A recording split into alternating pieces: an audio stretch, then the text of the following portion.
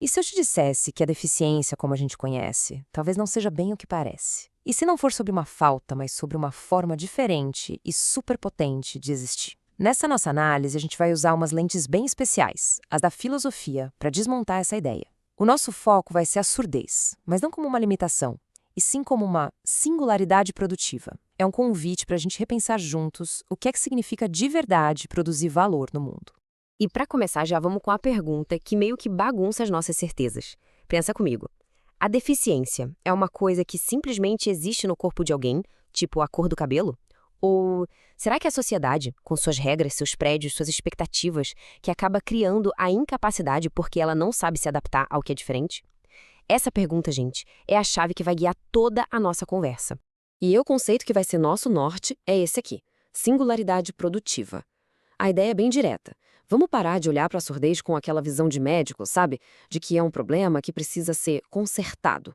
Em vez disso, a gente vai enxergar como uma experiência humana única, com uma percepção de mundo principalmente visual e espacial, que gera um jeito de pensar e de criar super valioso, mas que na maioria das vezes é totalmente ignorado. Bom, esse aqui é o nosso roteiro, o nosso mapa da mina. A gente vai mergulhar no que é a singularidade produtiva, depois vamos analisar as barreiras que o sistema e as normas criam, discutir sobre justiça e o potencial humano, desconstruir essa ideia de que a fala é superior, entender por que reconhecimento é tão importante e, lá no final, a gente chega numa questão que vai fechar tudo. Então vamos lá, começando nossa primeira parte. O ponto de partida aqui é uma mudança de olhar, uma virada de chave. É sair do campo da medicina, que olha para um corpo e vê um defeito, e entrar no campo da filosofia, das ciências sociais, que olham para o mesmo corpo e enxergam uma forma diferente de existir com seus próprios potenciais. Agora, avançando para o nosso segundo ponto, a gente vai investigar de onde vem essa tal incapacidade. Porque se ela não está na pessoa, onde é que ela está? A resposta, como a gente vai ver, está nas estruturas que estão em volta de nós, no sistema econômico, nas instituições e, claro, nas normas que dizem o que é ser normal e produtivo. E olha, esse slide aqui mostra essa diferença de um jeito brilhante. De um lado, o modelo médico, que basicamente diz: o seu corpo é o problema. Vamos tentar te consertar para você caber no mundo. Do outro lado, o modelo social vira o jogo completamente e fala: opa, peraí. O mundo é que é o problema. Vamos consertar o ambiente para que ele receba bem todos os corpos. A responsabilidade muda de lugar, né? Sai do indivíduo e vai direto para a sociedade. E aí entra Karl Marx com uma lente econômica para a gente entender isso. Para ele, o potencial de trabalho de uma pessoa não é uma coisa fixa, é uma relação. Um sistema capitalista que quer padronizar tudo para lucrar mais, quando ele se recusa a adaptar uma ferramenta ou uma fábrica, ele está, na prática, criando a incapacidade. Ele joga fora potencial humano porque no curto prazo é mais barato excluir quem é diferente do que investir para incluir. A incapacidade, nesse sentido, é um subproduto de um sistema hostil. Agora, vamos pegar outra lente, a de Michel Foucault, que olhava muito para o poder. Foucault diria que essa nossa ideia de normal não tem nada de natural. Ela foi construída, tijolo por tijolo, por instituições como a escola, o hospital. Para quê? Para criar corpos que são dóceis e úteis para um sistema. A normalidade, então, é uma ferramenta de controle. E Foucault mostra como essa tecnologia funciona basicamente em 3 passos. Primeiro, o poder define um padrão. O corpo normal é o que ouve. Segundo, quem não se encaixa nisso é isolado e rotulado como desviante. E terceiro, o sistema aplica uma disciplina para forçar esse corpo a se conformar. O exemplo histórico disso é o oralismo, a proibição da língua de sinais e a tortura que era obrigar pessoas surdas a aprender a falar. O objetivo nunca foi a comunicação, era disciplinar, era normalizar. Ok, a gente já entendeu as barreiras. Agora vamos para a terceira parte, que é focada nas soluções. Se a sociedade cria o problema, qual é a responsabilidade dela em resolver? Aqui a gente sai do campo da crítica e entra no campo da ética, da justiça. E a filósofa Martha Nussbaum nos dá um caminho incrível. Ela propõe que a gente pare de medir o sucesso de um país só olhando para o dinheiro, para o PIB. Em vez disso, a pergunta que realmente importa é: o que cada pessoa, na prática, é capaz de ser e de fazer. Se uma pessoa surda não consegue atingir seu potencial máximo, a falha não é dela, é da sociedade que não deu as ferramentas para ela florescer. E o ponto central para Nussbaum é esse: o Estado tem um dever, uma obrigação.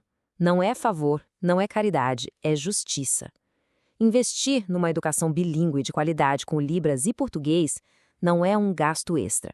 É a condição básica para garantir que uma pessoa surda possa desenvolver o que ela chama de razão prática, que é a capacidade de pensar, sonhar e planejar a própria vida.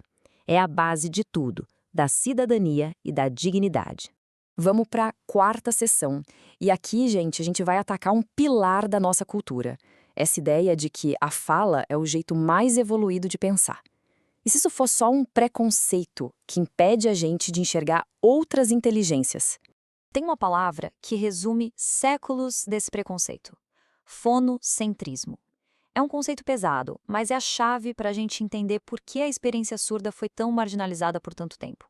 Vamos abrir essa palavra. Quem criou esse termo foi o filósofo Jacques Derrida. Fonocentrismo é essa crença que está no nosso DNA cultural de que o som, a voz, está mais perto da verdade, do pensamento puro, do que a escrita ou uma imagem. É como se existisse uma hierarquia que bota o ouvinte no topo e vê a língua de sinais como algo menor, sabe? Uma simples tradução do que é falado. Mas Derrida nos ajuda a quebrar isso. Essa frase aqui, ela resume tudo. A língua brasileira de sinais, a Libras, não está imitando a fala. É um sistema de linguagem completo, uma forma de escrever ideias no espaço, com gramática própria, lógica própria. É um pensamento que se liberta dessa tirania do som, da ditadura do fonema. E essa liberdade do som gera vantagens reais. O pensamento visual não é linear, uma palavra depois da outra. Ele é simultâneo, espacial. E isso se traduz numa vantagem cognitiva em várias áreas. Pensa num arquiteto que visualiza um prédio inteiro na mente, num programador que enxerga a estrutura de um código como se fosse um mapa, ou num estrategista que consegue ver todas as peças do jogo de uma vez só. Essa é a força de um pensamento que não está preso na fila indiana da fala. Chegamos na nossa última lente e aqui a gente vai conectar todas essas ideias com uma coisa que é essencial para qualquer ser humano: a necessidade de ser visto, de ser valorizado. O filósofo Axel Honneth defende que a nossa identidade e até nossa capacidade de fazer as coisas depende de como os outros nos reconhecem. Se a sociedade o tempo todo manda a mensagem de que uma pessoa é incapaz ou é um peso, isso vira uma barreira psicológica que é devastadora. O desprezo social sufoca o potencial antes mesmo que ele tenha chance de aparecer. Mas Honneth também mostra como a gente pode criar um ciclo positivo, um ciclo virtuoso. Tudo começa com o reconhecimento na lei, como a lei que oficializou a Libras. Mas só isso não adianta. Precisa do passo 2, a solidariedade social, o respeito, a valorização da cultura surda. Isso constrói o passo 3, a autoestima, o sentimento de pertencer. E a partir daí o passo 4 acontece quase que naturalmente. Pessoas que se sentem valorizadas se engajam, criam, inovam e se tornam produtivas pra caramba. E agora, para fechar, vamos para nossa conclusão. Vamos juntar todas as peças desse quebra-cabeça filosófico e formar uma imagem final bem clara sobre o futuro da produtividade e da inclusão. Se tem uma ideia, uma só, para levar de toda essa nossa conversa é esta: garantir acessibilidade, valorizar a diversidade das línguas, quebrar barreiras, nada disso é um ato de bondade, um favorzinho. É estratégia, é ser inteligente, é otimizar a sociedade aproveitando todo o potencial humano que a gente tem, enriquecendo o nosso mundo com novas formas de ver, de pensar e de criar. E isso nos leva à nossa reflexão final, uma pergunta que vira de cabeça para baixo a nossa perspectiva do começo. Depois de tudo que a gente viu sobre como as barreiras são construídas e como o potencial humano é jogado no lixo por sistemas que não se dobram, a pergunta que fica é: a deficiência está no indivíduo que não ouve ou numa sociedade que se recusa a enxergar? Bom, essa análise tentou trazer um novo olhar para um tema que é super complexo. Se essa reflexão te fez pensar de um jeito diferente, conta pra gente aí nos comentários. A participação de todo mundo enriquece demais o debate. E para continuar explorando ideias que desafiam o que a gente já sabe, se inscreve aqui no canal e compartilha essa análise. Muito obrigada!